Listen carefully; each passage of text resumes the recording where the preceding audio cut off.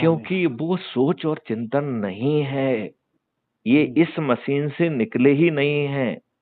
इन्होंने दूसरी चक्की का आटा खाया है, दुष्टता का हम्म, आटा खाया है। हम्म,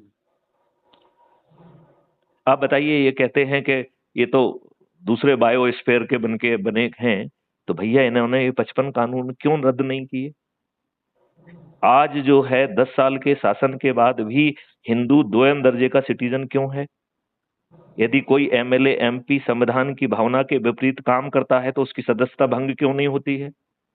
हाँ ओबीसी जैसे प्राणी जो है, यदि ऐसी बात करते हैं तो दूसरे दिन यदि उनकी सदस्यता भंग हो जाएगी, तो क्या वो ऐसी फालतू की बकवास कर पाएंगे क्या?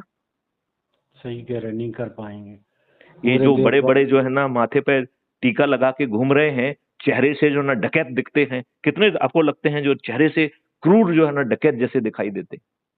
हाँ हाँ दिखते हैं कि नहीं दिखते हैं?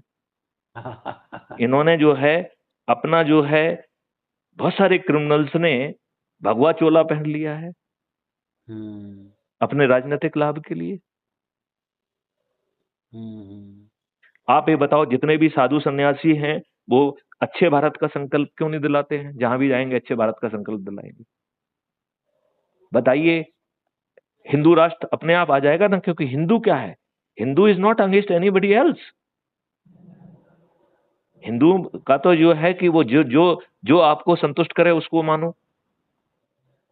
हाँ वो तो कहते हैं कि अल्लाह ही एक है, जो अल्लाह को नहीं मानेगा वो काफिर है। हम्म,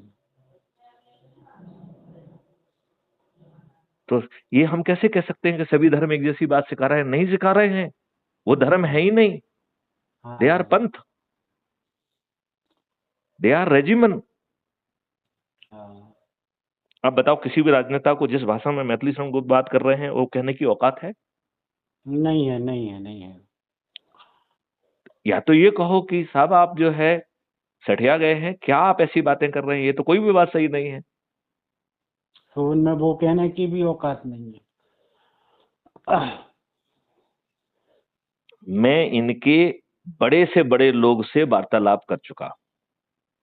हाँ हाँ हाँ,